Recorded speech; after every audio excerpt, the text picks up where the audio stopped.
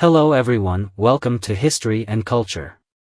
The Forbidden City, also known as the Palace Museum, served as the Imperial Palace for the Ming and Qing dynasties.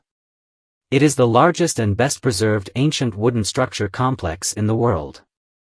Construction began in the 4th year of the Yongle reign of the Ming dynasty, 1406 AD, and was completed in the 18th year of Yongle, 1420 AD, drawing inspiration from the Nanjing Imperial Palace of that time. This grand complex was home to 24 emperors of the Ming and Qing dynasties, covering an area of 720,000 square meters, with over 70 palaces and more than 9,000 rooms.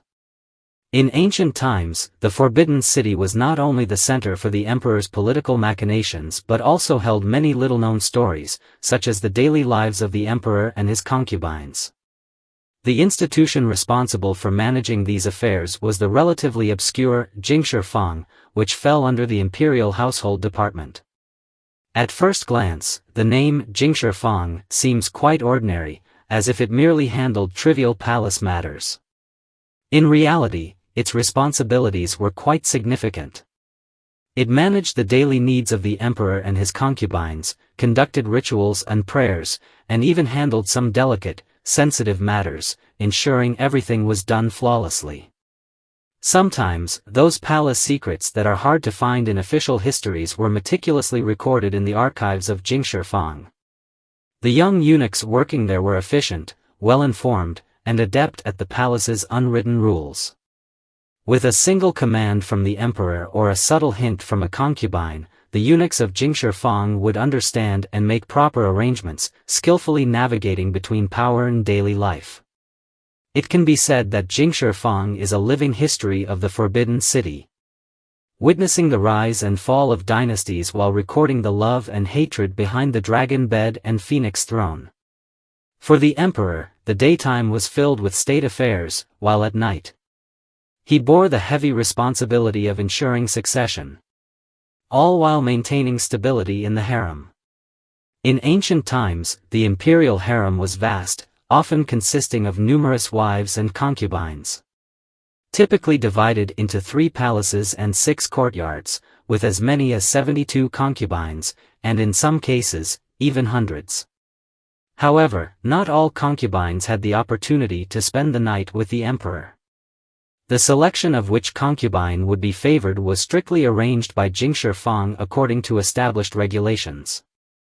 According to the draft history of Qing, there were 12 emperors in the Qing dynasty, with a total of 1,868 concubines, including 26 empresses and 1,842 concubines. This number not only reflects the vastness of the imperial palace but also illustrates the complexity of harem life and the subtle dynamics of power struggles at that time. Historians have noted that the Qing emperors used a unique system for selecting which concubines to bed, known as fan pai. Every evening, after the emperor finished his meal, a eunuch would present a green headboard with the names of the concubines. The emperor would flip to the name of his favored concubine and summon her that night. This fan pai system, while seemingly simple, concealed the royal art of maintaining balance. Firstly, it ensured a relative fairness in the emperor's harem life, as theoretically every concubine had a chance to be chosen. Secondly, it allowed the emperor to select his preferred women for succession, though his preferences could be influenced by various factors. During this process, Jingshi Fang played a significant role. They would draft a list of potential concubines based on the emperor's health, the background of the concubines' families, and the influential officials he needed to win over. This list would then be submitted to the emperor for approval. Although the emperor had the final say, he had to operate within a framework of power balance to avoid offending any party.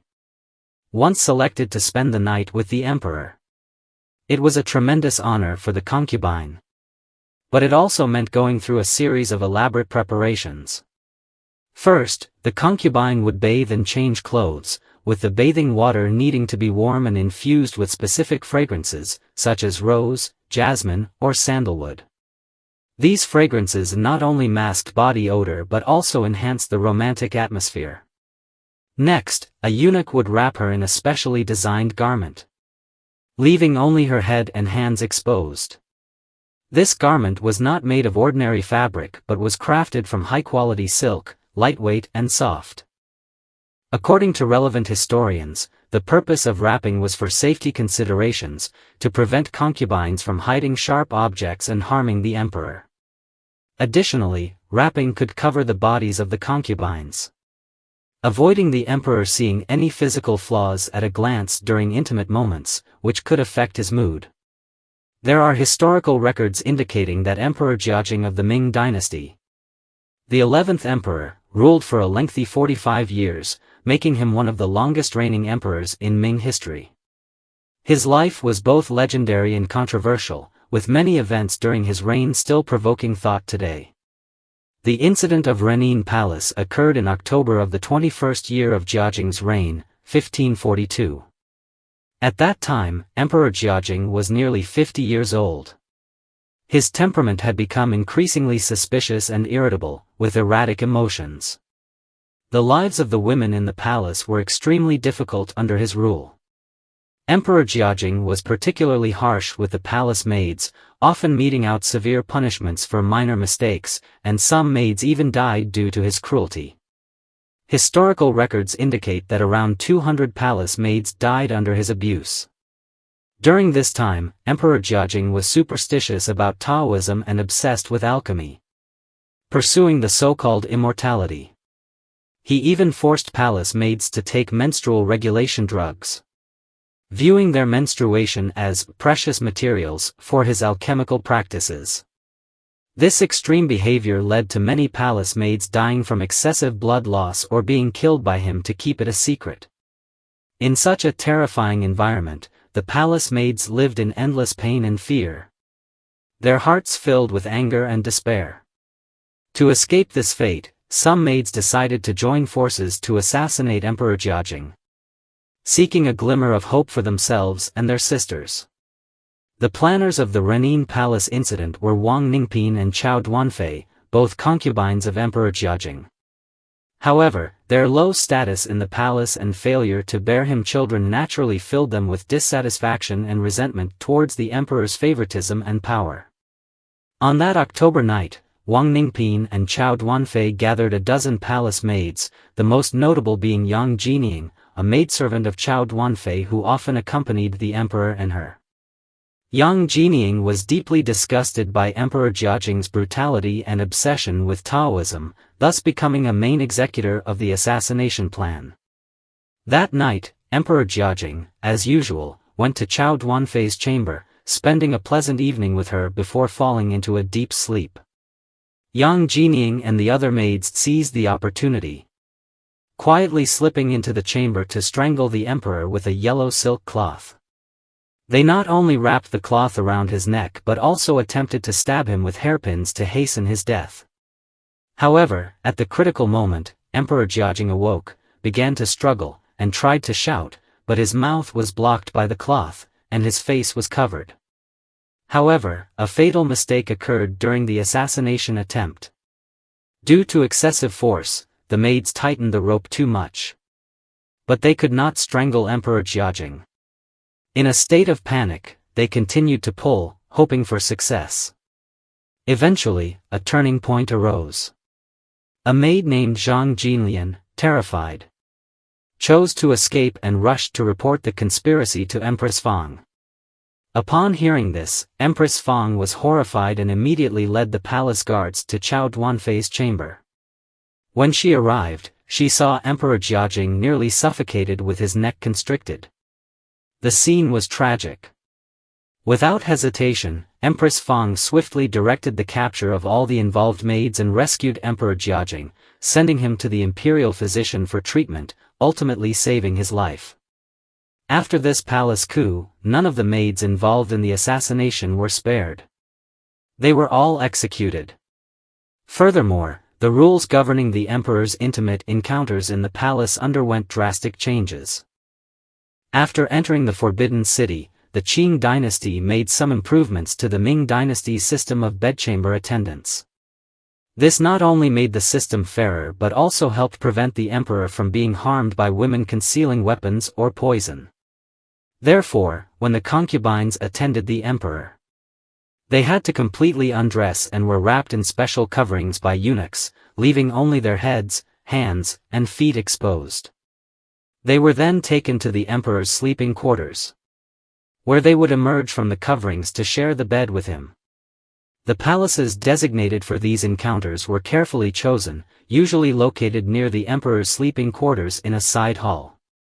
The halls were adorned with exquisite decorations to create a romantic and warm atmosphere. There are not many specific records of the bedchamber process, but it can be imagined that this was the most intimate moment between the emperor and his concubines.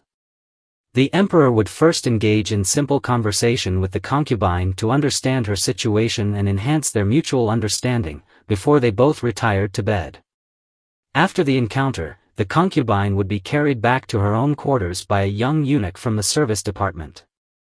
This illustrates how the Qing court system imposed strict limitations on the lives of the concubines.